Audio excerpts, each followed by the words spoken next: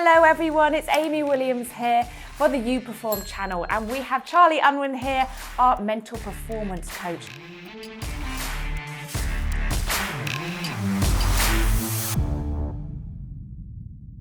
Now today I have a piece of paper in my hand which is a little bit unusual, and it's because I have got some printed out questions from you guys, our subscribers and followers. So thank you for sending them in. I'm basically going to throw some at Charlie today, and you are going to be surprised. And hopefully we'll go through some of your questions. So first one I have today is from Susie Cave, and she says, well, her subject is basically around start line nerves. And she says, sometimes this can compromise my initial performance in a race. For example, the first shoot of a laser run. How do you work on trying to control these and overcome them? Awesome.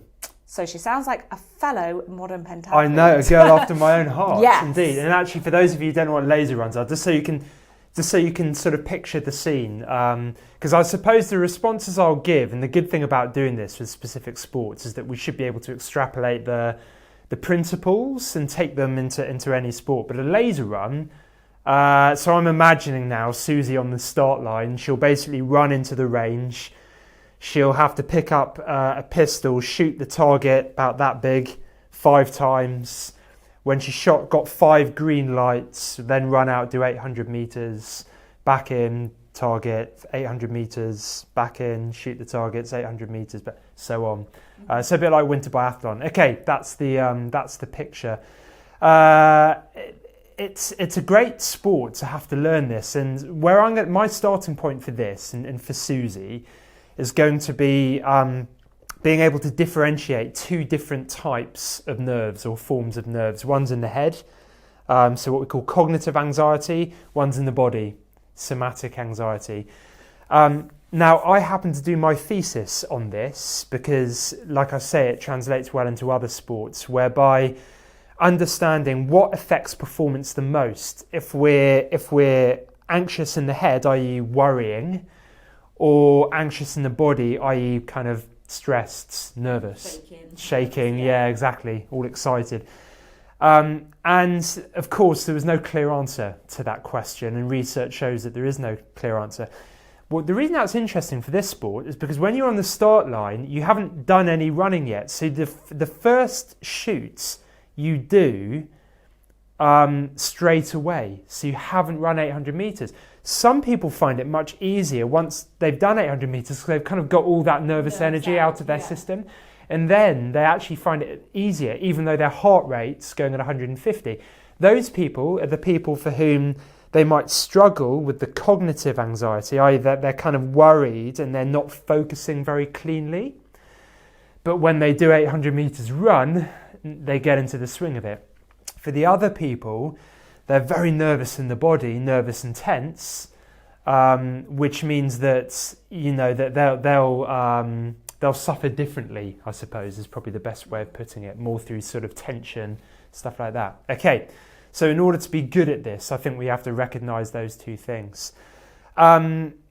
What I would say is go back and watch last week's episode, because we did spend some time talking about this, and also my approach to it. It wasn't so much with the laser run, it was more just the pure shooting, but there are some good things on there. I think it's really essential. Some of the common mistakes that athletes make on the start line, they're not breathing properly. You're anticipating, and our anticipation response means that we breathe very shallow. So deep breathing has to be a part of your routine. Every time you train, before you start your training session, you've got to spend a chunk of time making sure you're breathing evenly, deeply. Practice getting all the oxygen into your muscles. And the relaxation as well. We've got to start on that start line from a point of relaxation, because if we're allowing creeping tension, we won't notice it's there until bang, we go and we just feel like, oh, this is difficult, when it shouldn't be. So breathing and relaxation well before you get onto the start line. The other thing with this particular sport is that visualization is essential, because we're going from a kind of running mindset to a shooting mindset, and the 2 are very different. Running we can get good at by working hard, pushing ourselves through pain barriers, and maintaining our form, our rhythm. I encourage in this particular sport athletes to have an imaginary line, which could represent the start line at the very beginning, but when they've come round and done their second 800 metre and they cross this line, it's about, 200 metres out, 100 metres out from the shooting range. The moment you cross this line, you go from a running mindset to a shooting mindset. What that means is that you start to focus on getting your breathing back under control. You focus on actively relaxing, especially your shoulders, your arms, and you start to tune in to the perfect shots. And then when you get onto the range, you're able to get into that sort of groove. So you're starting to sort of find that handrail, find that groove for yourself before you get there. So we're kind of using all our pillars tactically at different times, if that makes sense. Does that make sense to you, Amy? It does make sense. So hopefully, I think you've answered Susie's question there. I'd definitely go back and watch the last episode though. Yes, and if you want breathing techniques, actually Aaron, our fitness expert, we went through some good deep breathing techniques as well. So actually scroll on through some of our other episodes and you'll be able to actually combine both of them together. Yeah. Brilliant. All right, let's go on to our next question then. Chris Penn, he has said, how can you enthuse and motivate demotivated individuals to unlock their potential? Now, for me, I get asked this question so much, like how can I stay motivated? How do you keep going all the time? And it's quite a hard question to respond to because it's really hard. I mean, my gut just always is like, look at your goals, rewrite them, pat yourself on the back when you achieve little goals, etc. But actually, it doesn't work for many people, or you're kind of faking yourself. You're kind of like faking yourself to feel like you're motivated, but actually it's not enough. I think that's good advice, Amy. I wouldn't be that hard on yourself for that. I think those things that you mentioned, be clear about what your goals are and have, do recognise small achievements. But that has to be done within the overall context of really fundamentally wanting to be where you are and wanting to do it. And I think that's often the sort of challenging aspect. It's more the global motivation that we have. And it's very difficult to find ourselves getting excited about little things if actually there's something bigger at play that's just stopping us or holding us back or not getting us as excited. It's interesting with that question because I'm guessing, certainly from the fitness industry, that would be a challenge. So PTs and PTIs. So I'm guessing Chris is probably a PTI of sorts. But actually, it is a challenge in elite environments, especially big teams and squads, because coaches kind of tell this narrative of, well, you're paid. People would love to do what you do, and you're paid to do what you do. Therefore, you should be motivated every single day. It doesn't work like that, as you probably know. We all have up days and down days. And the moment, I'd say this is the first piece of advice, the moment we get on our own back for not being highly motivated or energized every time we wake up in the morning, we're pushing ourselves down, I think, on that one. So I think there's something about recognizing that we are not going to be motivated or feel motivated every day. There will be tough days. There was one little piece of advice that I took from an Olympic rower who I think described it very neatly, if this is you. So this is not quite answering his question, but we'll come on to that because his question is more about how we get this in other people, but it might help. This particular rower would say, you know what, I hate putting myself through that pain barrier and I don't always feel motivated. Sometimes I do, sometimes I don't. So what I'd do is I'd pack my bags and I'd have everything ready at the door, ready to go out. And so when the time came to leave, so well, all I'm going to do is I'm going to put my bags in the car and I'm going to drive to the venue. And I'm just going to do that really well. And then, of course, you do that really well. And when you got to the venue, right, what I'm going to do now is I'm going to change and I'm going to be ready to go. And I'm going to do that really, really well. And it was literally this idea of taking, one bit at a time, but just through the whole process that gets you to training. And of course, very often it's a form of breaking things down into small chunks. You just take one step at a time and it's less demanding on us. And we get to the point where we start warming up and we start thinking about the set that we're about to do. And suddenly we're a bit more tuned into it. You know, we're there, our blood's up, it's very difficult to get excited about something which you need to be in a certain state to do well when you're not in that state. So another way of doing that, as well as just taking one step at a time until you get there in the right state, is to actually visualize the session that you're going to do and how you want to do that. So being able to go through it in your head. Now, as a PT, I would always encourage explicitly or implicitly to take clients through visualization processes. And you don't have to tell them that you're doing it. But having some kind of communication about what's coming up next week or what are we going to do tomorrow, going through it and saying, right, so this is what we're going to be doing. And this is going to be particularly tough because, and this is how we're going to get through that. And when you've done it, it's going to feel amazing. And this is how your body's going to adapt by doing it well. And every time, you know, and what we're doing is we're creating that sense of why. Why are we doing this? And what difference is it going to make? Now, if I can expand on that, it's not something we've spoken about yet, but I'm sure we'll probably do a proper session on this, motivational theory. And my favorite theory of motivation, keeping it really simple, is this scale of motivation. So at the bottom end of the scale, I do it because I have to. I've been given a note by the doctor to say that if I don't start engaging in physical exercise or eat differently, I'm going to suffer poor health. Something's going to go wrong. That person arguably is motivated, but they're negatively motivated. They're doing it because they're being forced to do it or they have to do it. Now, that can be good for getting someone off the couch and, you know, doing something, going on a walk every day. But it will only last as long as the problem's there. So we're driven by the needs or a problem that exists. It's like an athlete, you know, addressing a particular challenge, but only doing it because it's causing them a problem. Once the problem goes away, they stop the good behaviors, which they probably need. So that's the lowest form. Somewhere in the middle, they're doing it because they know it's a good thing. They know that if I go to the gym and I have a workout with Amy Williams twice a week or 3 times a week, then I know I should be doing it. Therefore, I'm going to do it. So they're kind of slightly more intrinsically motivated to do it.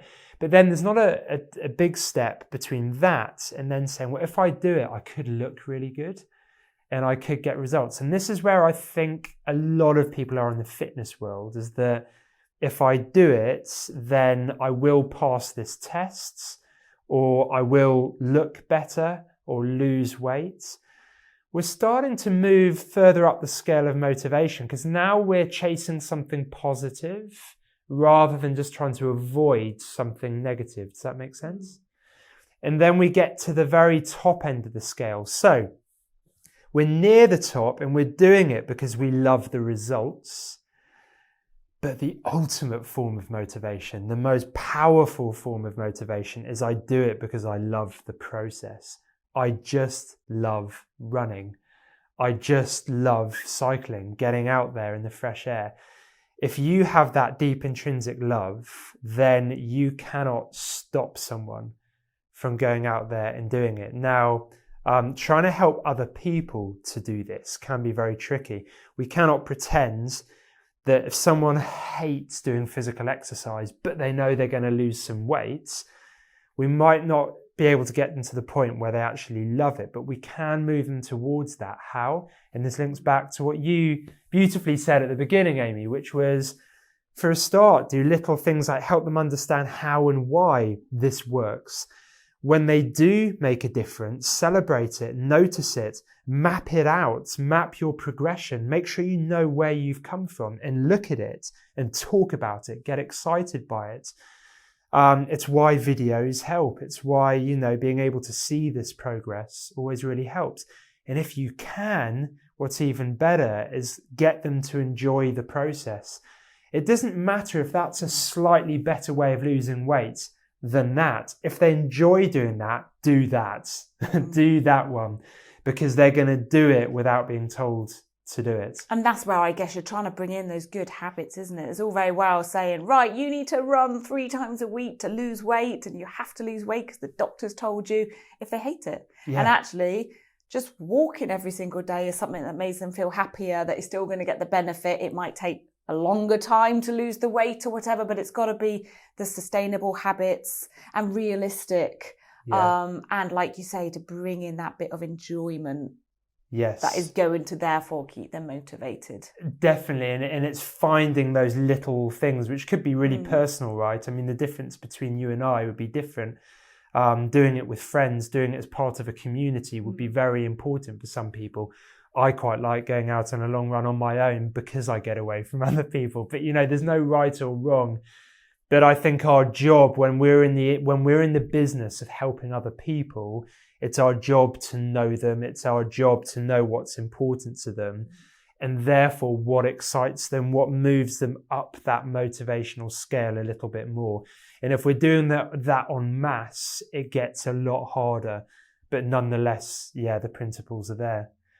There is one, if I can leave people with a really nice story that brings that to life, because you'll never forget this as a story. There were these, apparently this is a true story. There were these kids in Brixton for some reason. I don't know why it was in Brixton, but there was kids who, they didn't have anywhere to play football, these 3 kids, and they used to rock up with their ball, and they found the side of this old lady's house in this housing estate because it was a good place to kind of kick the football against. And this lady obviously didn't like this football going boom, boom, boom against her wall.